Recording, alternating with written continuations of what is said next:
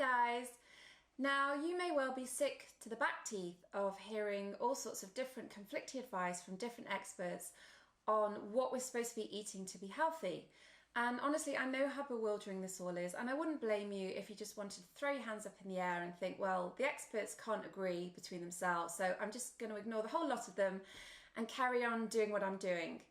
But I would ask you just to park all that bewilderment and confusion just for a few minutes and come and have a look at what I'm having for breakfast today. So this is my actual breakfast today in my actual kitchen, and I'm having 3 fried eggs, which I've fried in ghee, which is clarified butter, which I make from grass-fed butter, and I put some turmeric on top of there.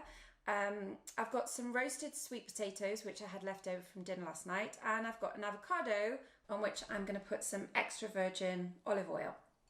So that's what I'm having for breakfast today. And as part of my work as a health coach, I do a lot of group corporate workshops at lots of different types of companies. And I always ask people what they've had for breakfast. And mostly the answer is either a piece of toast or some cereal or a muffin or a bagel or a Danish pastry. Sometimes it's porridge, sometimes it's a low-fat yogurt, sometimes it's nothing, and they've eventually hit a wall at their desk and have just reached for the first thing they can get their hands on, which is normally something like a chocolate biscuit, maybe an energy drink, something like that.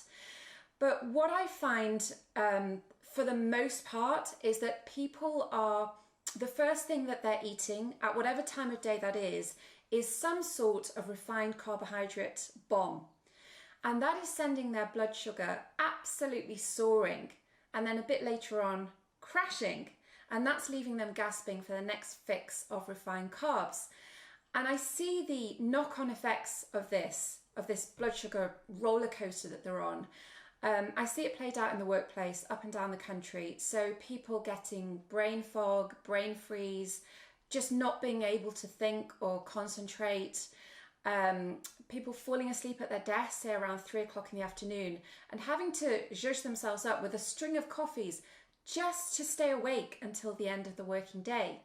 And then the mood as well. So a lot of anxiety, maybe bursting into tears if a customer is being a bit demanding, and being really aggressive with their colleagues. So what I hear again and again, and I quote exactly the words I'm told, I feel like punching my colleagues in the face.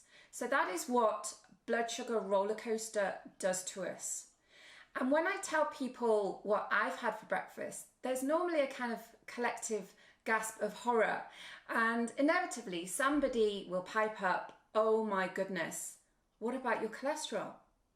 So I'm no expert on cholesterol, I'm no expert on heart disease, but I do happen to know somebody who is, and that is Dr Aseem Malhotra, who is a consultant cardiologist, and he's also best-selling author of The Piopi Diet.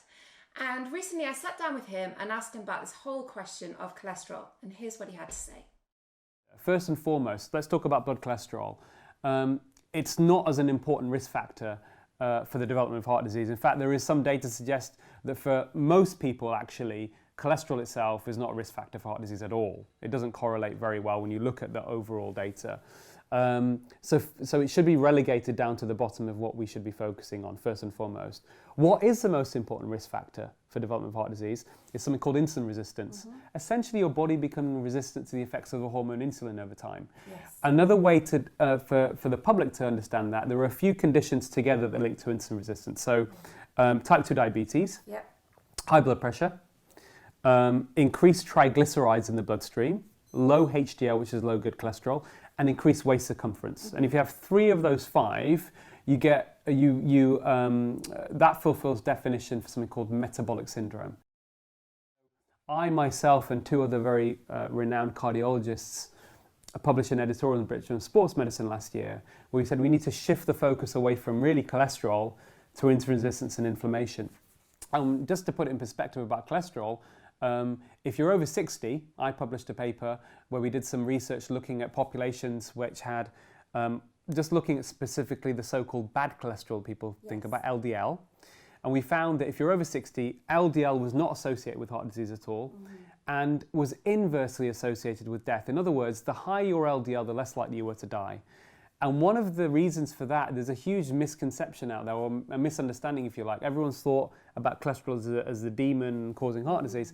Cholesterol is one of the most vital molecules in the body. Absolutely. I mean, our hormones are made of cholesterol. Absolutely. Without it, we would die. It's responsible for maintaining cell membranes, hormone synthesis, and it's even involved in the immune system. And the reason why it may be beneficial in the elderly is it could be because it protects elderly people from getting infections such as pneumonia, which is one of the most common causes of them dying, for people at old age dying. So actually we need to really shift away from this obsession with cholesterol. And I actually tell my patients, stop fearing cholesterol, make it your friend, and concentrate on all these other things through lifestyle changes. And actually you're going to be a hell of a lot healthier. So it turns out we've kind of been looking under the wrong stone when it comes to heart disease. And it's astonishing to think that my breakfast, which probably nobody would have batted an eyelid at, say 50 years ago, is now seen by so many people as a heart attack on a plate. In fact, I was doing a workshop recently and there was a guy there in his late 50s carrying a lot of extra weight around his belly. And he said that he used to really love eggs, but he'd been advised to watch his cholesterol and now he was only having one egg on his birthday. And in fact, he wasn't eating a great deal of whole foods at all, but what he was eating every day was all manner of junk foods. So his diet was really high in sugar, in refined carbs, in refined vegetable oils, and these are incredibly inflammatory. So in fact, his diet was almost tailor-made to actually encourage the development of a chronic disease, like heart disease or type 2 diabetes, rather than protecting from it. And all the time he was dutifully avoiding eggs. Heaven forbid he should have an egg, one of the most nutritious foods on the planet, because he thought he was doing the right thing by his health. Now, you may not be aware of this, but actually the official dietary advice to ration our intake of eggs was actually revoked a little while ago. But there wasn't a great deal of fanfare about this, it has to be said. And I find that a lot of people are just not aware of it and they're still really nervous around eggs. Now, I'm a big fan of eggs, as you can probably guess, not only because they are a nutritional powerhouse, but also because they're super quick to cook. This took about 3 minutes this morning, and they're really versatile. And importantly, I know that this meal will keep me feeling full because of the protein and the good fats that I've got here. And that is huge for me because I used to be somebody who by 9:30 was starving. I'd go green, I would be shaking, I'd be hangry. I couldn't think straight. So it's been really life-changing for me to have a whole morning where I can actually focus and be mentally sharp and be productive and get a lot of work done without obsessing about where I can get my hands on my next piece of toast, which was what I was like for well over 40 years. I'm also a big fan of eggs because they are a brilliant source of choline, and that is essential for our brains to work properly. Now, having said all of that and shown you my breakfast, it is important to say that we are all individual and unique, and what works for me food-wise may not be right for you. However, there are certain fundamentals that we all need to take into account if we want our bodies and our minds to thrive in the way that they're supposed to. So for example, when we sit down to have a meal, we need to make sure that we're having some high quality protein and some good fats. We need to make sure we're having enough fibre every day. And fibre is something that most of us on a Western style diet are woefully lacking in. We need to make sure that we're having enough plant foods. So aim for a rainbow of different coloured vegetables and herbs and spices, etc., and basically just go back to eating real, actual, whole foods that our grandparents used to eat, which are filling and nutritious and delicious and will actually protect us against chronic disease. And we need to cut back drastically on all the refined processed rubbish, which unfortunately we've got so used to and which absolutely paved the way towards obesity and inflammation and chronic disease. Now, if you're interested in this whole subject of cholesterol, I highly recommend you check out the Doctor's Pharmacy podcast. I'll put a link below, with Dr. Mark Hyman talking to Dr. Aseem Malhotra about this very subject, and it's a really enlightening listen. So I hope you found this useful, and thank you so much for watching. Bye.